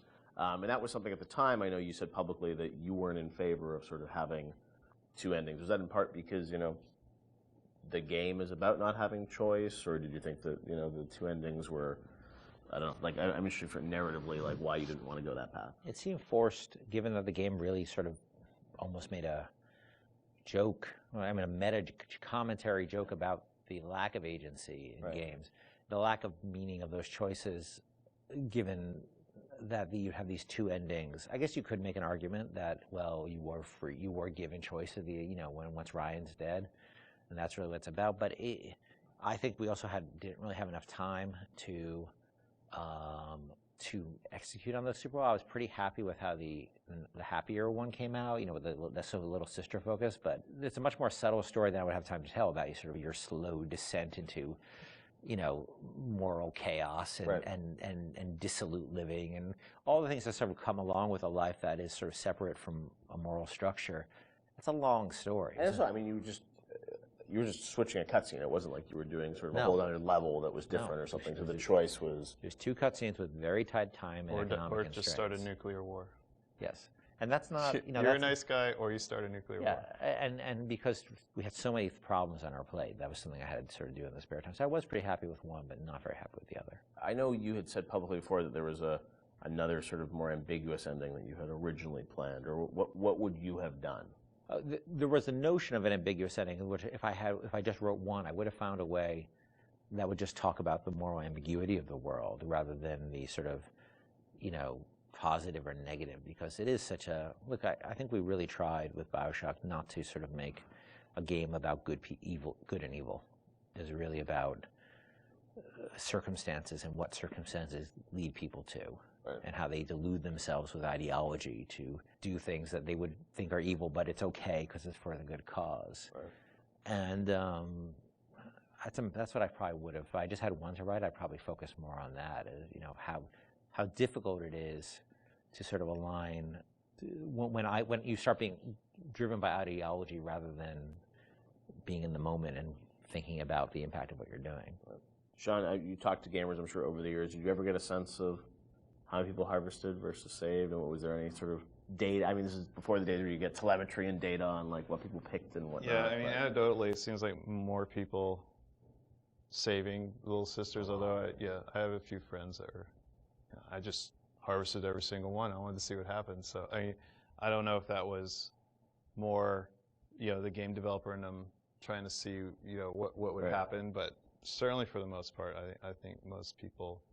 Which I guess is a good thing. It means that maybe people are good at heart. You know, they kind of feel bad. They want they want to save the Little Sisters. So, yeah, I'll say it. You know, the needle sways towards the green there. Time for bed-bye, Mr. B. Hurry, hurry, Mr. Bubbles.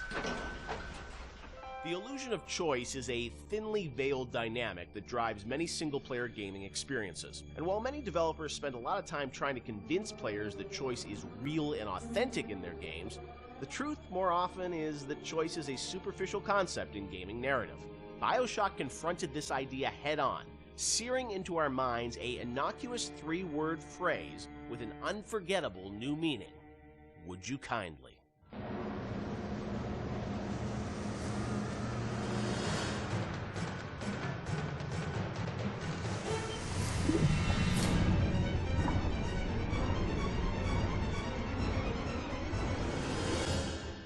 Of course, one of the most memorable moments in the game is the "Would you kindly" phrase and the reveal of you know, how that's been motivating the player throughout the entire game. It's still, to me, one of the most classic kind of narrative moments in games in the past decade. What's interesting about that phrase is that it didn't always start like that. Can you tell us sort of about the evolution of sort of the the conditioning of the player? And there was once Excelsior was the phrase once. Yeah, this is. I'm trying to recall some of this.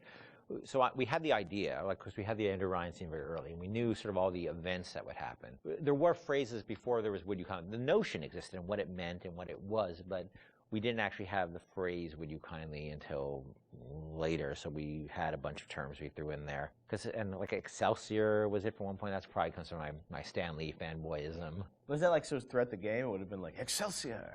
Just randomly There are some things when you're making games you just sort of throw in as like, we need Sounds something. cool in We a need Why don't something you head here. over there, Excelsior? And then it sits there for a year. Right. And then all of a sudden you kind of forget it's not good, right? And then until somebody comes along and says, "Dude, seriously." Yeah. What, Or so you meant Excelsior? it to be like a stub in. You never Right. meant it to actually gain traction, and then you're like, oh crap. But that sense of some phrase or word being repeated throughout the game that you wouldn't really realize its meaning until later, that was there very early on. Yes, yeah. And the fact that you would have something that seemed like a non-thing and then came back at you like a freight train later on it was there from pretty early.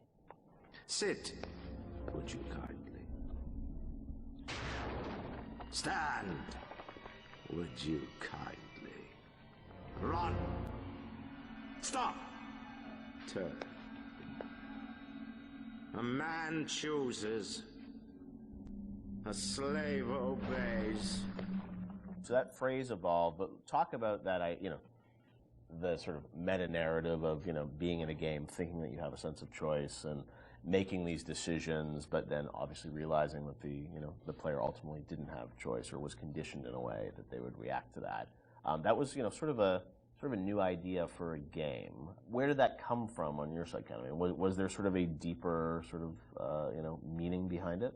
No, look, I think I was always interested in the concept, whether it's, Oedipus, not to get too pointy-headed here, but Oedipus sort of thinking he has, I'm going to leave, this city and go to another city because there's been this prophecy about me and I'm going to avoid my fate and I'm in complete control, and then finding out he's not in control at all, to the Manchurian Candidate, which is a story I love about, somebody who you find out is just a puppet, living a life of a man, and Fight Club. I always love those kind of stories about who am I and what is my agency in this world, because look, we struggle. I think everybody struggles that. How much we really have control over, and how much is our boss or parents or whatever telling us what to do. So that seemed like a natural thing for a story, and because it came from movies, that idea a lot, and plays, I don't think it was there was a lot of, it hadn't been explored in games really, and games are particularly interesting because you feel like you are interacting with choice, and you're really being, most games, especially at the time, you're really just being railroaded down a corridor.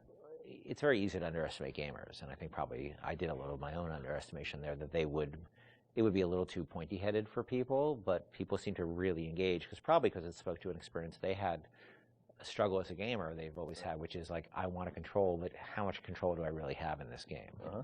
True. And Shawn, I mean, it was also something that, was a great surprise when you played through the game, and I'm sure even for people on the team, did everyone know that when Ken was sort of doing it, or it was revealed as people played through it? I think, at some point the entire team knew. It wasn't, it was something that was talked about with a smaller group before, it was brought to the entire team. Early on, when you heard the idea and you just kind of clicks, right? You're like, okay, like I totally get this. Did people get it? I seem to remember people looking at me like I was like a lunatic. Maybe not the specifics, and maybe it's the Excelsior, or you may be talking about the Excelsior time, but the idea that you don't really have choice, and exactly like you said, you played through how many video games, and everybody's game is going to end the same way. You're going to kill these people, you're going to pass through these checkpoints, and you think you have a choice, but ultimately the only real choice is to stop playing the game. So the idea that we're kind of like taking that on resonated. Now the actual, like, is it Excelsior, or is it the Latin phrase I forgot, or if it's would you kindly? See, here's how I remember it, and I could be, I could be wrong. Yeah. I can remember being so surprised by the outside reaction, because I remember the internal reaction being completely nobody connected or engaged to it. I mean, we worked on it. Yeah. And so I was kind of surprised by the outside reaction, because I kind of thought it was like, as I said, it's a bit academic, right? Yeah. And look, it also could be a function of... We're playing it close to the vest. I could be misremembering it, or it could also just be a function of nobody making the game had the experience of playing it through and getting to that moment. Yeah, that's what I mean. Like, it was revealed to them in advance of really playing it, so it wasn't that surprise. Yeah, they had seen it in all its really half-assed, development stages on the way. Out of order. Yeah, out of order and all that. And it's not really something you can play test over an afternoon, because it takes a little while to get to that point. You need to lack the knowledge about what the game is to be able to sort of have that experience all the way through.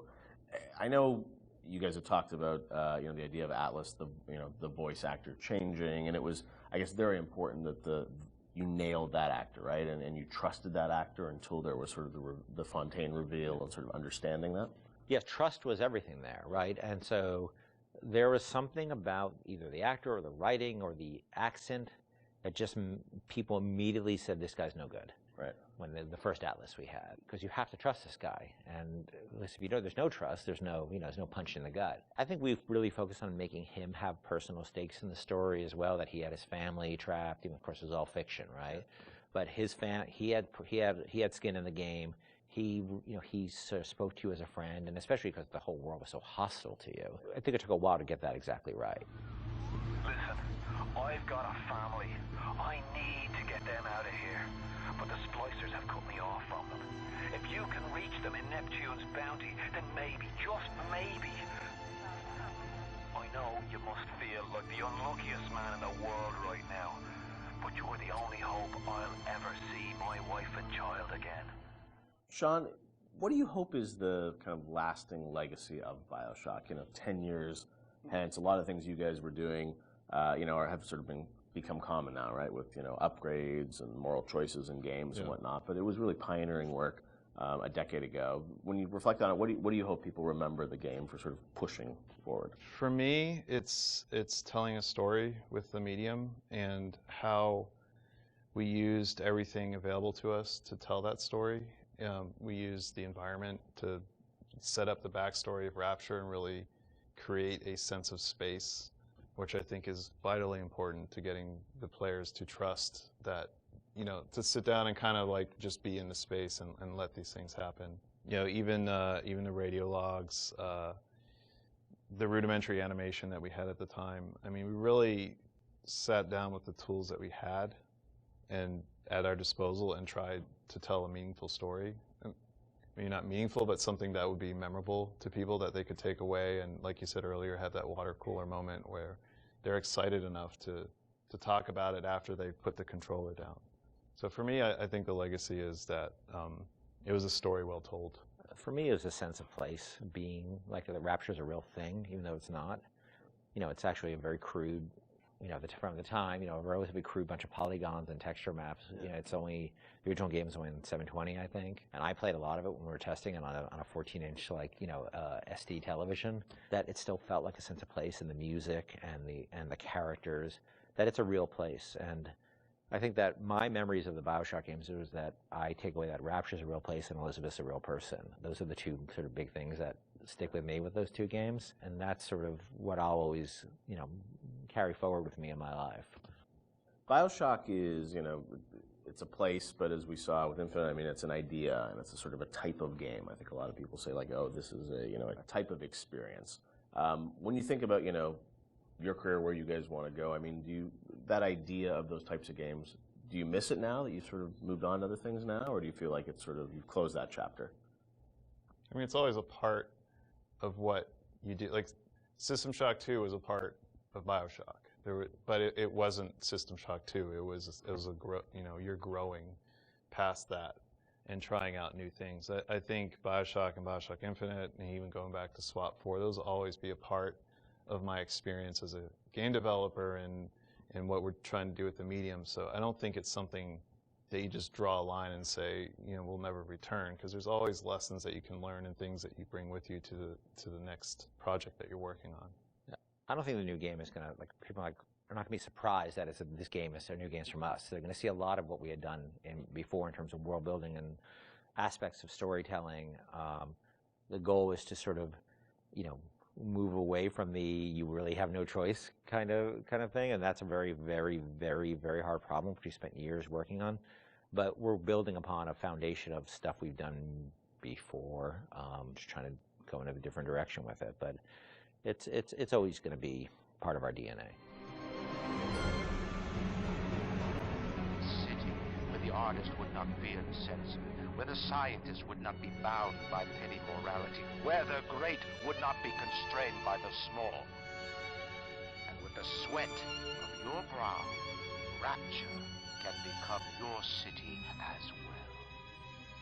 Thanks for watching. If you enjoyed the video, take a moment to hit that like button. If you haven't done so already, subscribe and hit that bell notification icon to stay up to date with all the new videos. As always, I enjoy and appreciate your comments, and if you could share my channel and videos on social media and across the internet, it would help, as it is your support that keeps this channel going. So, until next time everyone, as always, please, stay safe out there.